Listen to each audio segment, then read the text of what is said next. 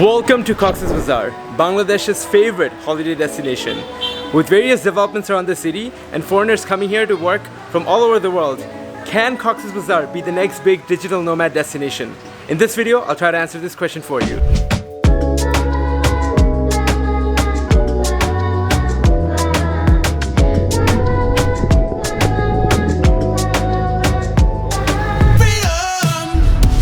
Freedom is all we fight for.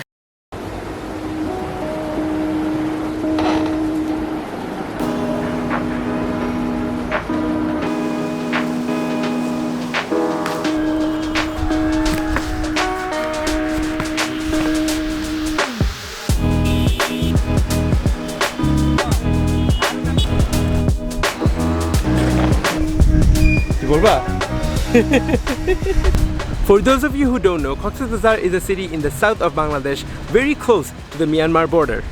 And believe it or not, it has the longest unbroken sandy sea beach in the entire world, spanning over 150 kilometers. And this is what makes Cox'S Bazar Bangladesh's #1 tourist destination.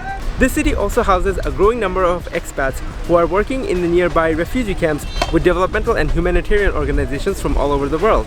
Now, I myself have been working as a digital nomad for about 2 years now because of COVID, and I've broken down this video into the 4 main crucial things that a digital nomad needs to consider while picking a place to move to. The first of this is the most important one, that is internet. Wi-Fi at my cousin's place where I've been working from for majority of the last few days has been pretty solid, with no major disruptions.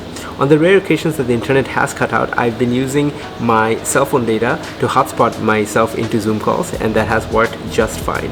If you guys don't know already, Bangladesh is one of the best connected countries when it comes to the telecommunications industry in the entirety of Asia, and it also has some of the cheapest data and cell phone plans in the entire world. Now, a quick disclaimer about this next part. These opinions are completely my own. I am not sponsored or anything. I'm not a professional food blogger or food vlogger. If you think that these opinions do not match with your opinions, please don't mind. Thank you. Shagor Boulangerie and Patisserie is a French bakery. The coffee here is probably my favorite in all of Cox'S Bazar, and the baked goods here are really yummy as well. Even though the seating arrangement here is comfy and fit to work, the Wi-Fi here did not work for me on both occasions that I went here. What I also found odd was the restrooms for customers was in the next building over, which was a little awkward. Right next to Shagor is Salt Cafe and Bistro. Salt is more of a restaurant, and while the seating here is comfy, it can get really crowded during meal times. This place is also super popular among expats.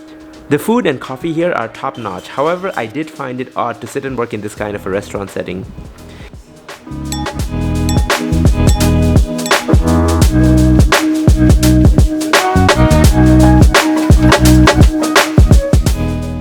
Next, I headed over to Allegro Art Cafe.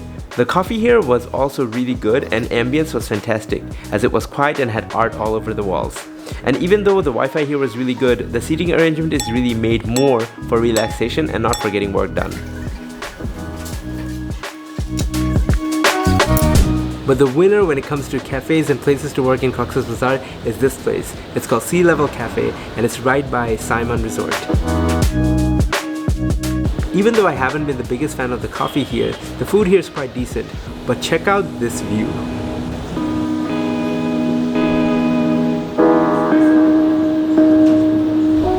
Especially the upstairs of this cafe is always super quiet during the day, which makes it a great co-working space. Now let's move on to accommodation. Now, because Cox'S Bazar has been a tourist town for years and years, there has been accommodation created here for all different price ranges. However, if you go on booking.com or airbnb.com, these can get a little expensive and they don't have the best reviews, especially from foreigners. Compared to other digital nomad hotspots, for example, Bali or Koh Phangan, accommodation options can be a little bit limited and relatively slightly more expensive than those places. I'm going to give you an example of something that's low tier, mid tier, and also high tier in terms of what kind of accommodation you can get here. Right now, I'm at World Beach Resort, which is a giant set of apartment buildings right in the heart of Kolatuli, which is the main intersection in the town of Cox'S Bazar. And this is where all the buses stop, so it's a great location as well. Now, this can be considered one of the low tier options that's available to you.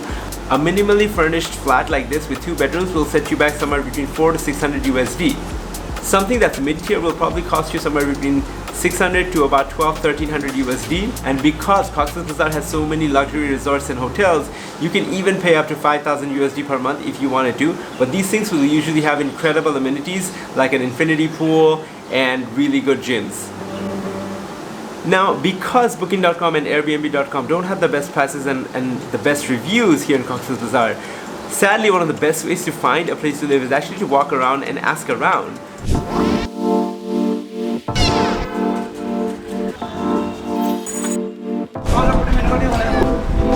অনেক বলছে আমাকে কাহিনী ও যেগুলো বলে না ওগুলো এখন শুনতে চাই Luckily, food is one of the biggest ways that Bangladeshis connect, so no matter where you go in this country, you will find ample amounts of good food, which is always reasonably priced.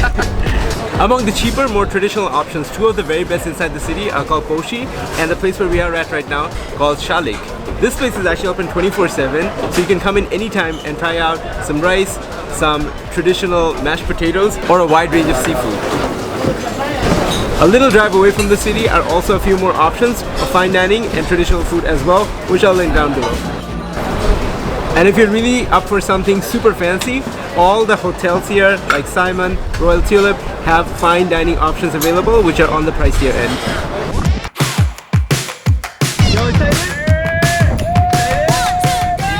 Now, I wanted to leave the best section for last, which is what is there to do in Cox'S Bazar? This is probably the sole reason why a digital nomad would consider moving to a place. And for me, Cox'S Bazar did it because it has one of my favorite activities in the entire world, surfing.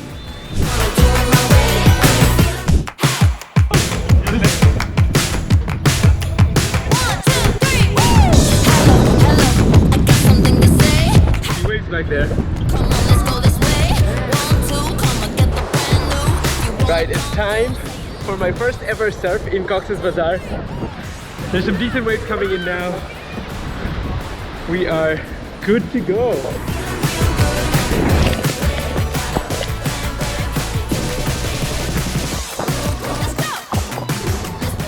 Yeah, that's it.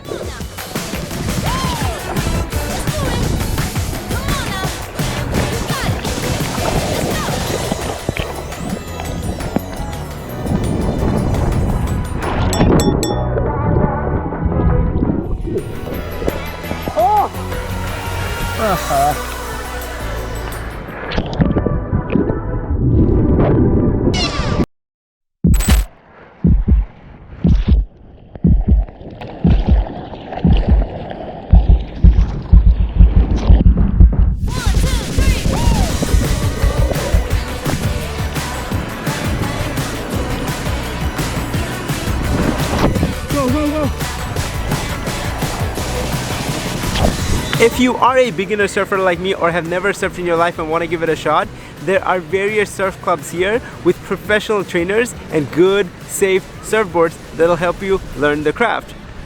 Such a surf trainer is actually my friend Shagor. Hey, hi. I'm Shagor and I'm a surfer. I'm teaching surfing almost 4 years ago, and I am learned surfing almost 12 years.